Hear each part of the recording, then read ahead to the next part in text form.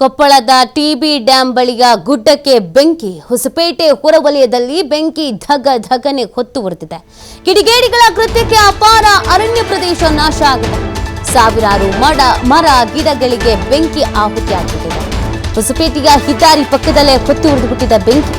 ಅಗ್ನಿಶಾಮಕ ಸಿಬ್ಬಂದಿಯಿಂದ ಬೆಂಕಿ ನಂದಿಸುವಂತ ಕಾರ್ಯವನ್ನ ಮಾಡಲಾಗ್ತಾ ಇದೆ. ಕೊಪ್ಪಳದ ಟಿಬಿ ಡ್ಯಾಂ ಬಳಿಯ ಗುಡ್ಡಕ್ಕೆ ಬೆಂಕಿ ಬಿದ್ದಿರೋದು. ಹೊಸಪೇಟೆ ಹೊರವಲಯದಲ್ಲಿ ಧಗಧಗನೆ ಹೊತ್ತು ಉರಿತಾ ಇದೆ ಬೆಂಕಿ. ಕಿಡಿಗೇಡಿಗಳ ಕೃತ್ಯಕ್ಕೆ ಅಪಾರ ಅರಣ್ಯ ಪ್ರದೇಶ ನಾಶ ಆಗಿದೆ. ಅಲ್ಲಿನ ದೃಶ್ಯಗಳನ್ನು ನೀವು ಗಮನಿಸ್ತಾ ಇದ್ದೀರಿ. ಸಾವಿರಾರು ಮರ ಗಿಡಗಳಿಗೆ ಬೆಂಕಿ ತಗುಲಿರೋದು ನೋಡಿ, ಎಷ್ಟು ಮಟ್ಟಿಗೆ ಧಗಧಗನೆ ಹೊತ್ತಿ ಉರಿತಾ ಇದೆ.